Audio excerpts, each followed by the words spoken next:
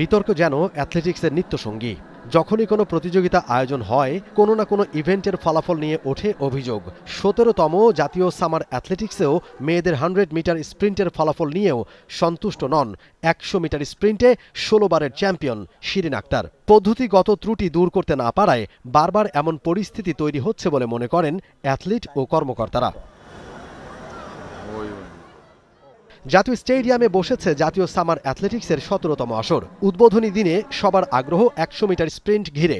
এই ইভেন্টে ছেলেদের বিভাগে গোল্ড জিতেছেন ইংল্যান্ড প্রবাসী বাংলাদেশি অ্যাথলিট ইমরানুর রহমান। ইনজুরির কারণে প্যারিস অলিম্পিকের পর আর খেলা হয়নি কোনো প্রতিযোগিতায়। এবার কোর্টে ফিরেই দেখালেন নিজের গতি। ফিনিশিং রেখা অতিক্রম করতে সময় নিয়েছেন 10.64 সেকেন্ড। নিজেকে আরও ধারালো করতে চান ইসলামিক সলিডারিটি গেমস আর এসএ গেমসের জন্য। ওদের স্বপ্ন পূরণে পাশে থাকতে পেরে আমরা গর্বিত। There are many events ahead, Islamic Games and South Asian Games. So I'm going to take it step by step. I'm going to go back into training, focus on a lot of missed training that I've had over the last 6 to 7 months because I feel like I'm not quite ready yet. But of course, our main focus is to get the gold in South Asian Games. এরপরেই অনুষ্ঠিত হয় মেয়েদের 100 metre sprint. বহু বছর ধরে এই ইভেন্টের সাম্রাজ্য সামলাচ্ছেন শিরিন আক্তার। এবার সেখানে হানা দিয়েছেন সুমাইয়া দেওয়ান। দুজনেই অংশ নিচ্ছেন বাংলাদেশ নৌবাহিনীর হয়ে।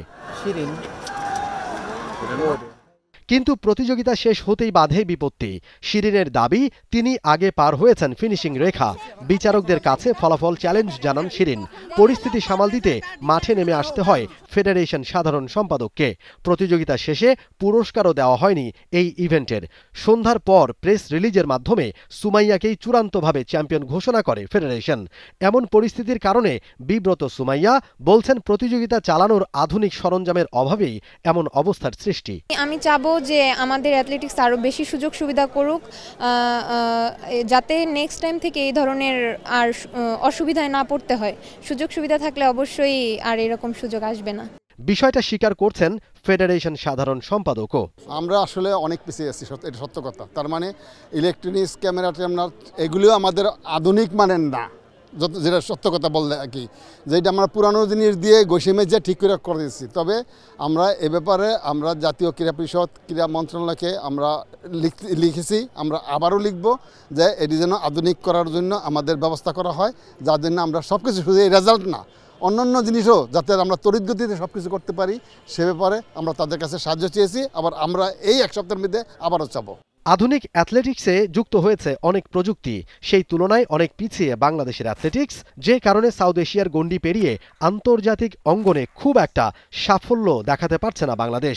কমনওয়েলথ গেমস কিংবা অলিম্পিক যেন শুধুমাত্র অভিজ্ঞতা অর্জনের মঞ্চ বাংলাদেশের অ্যাথলিটদের জন্য। Momin Rohan, T sports, Dhaka.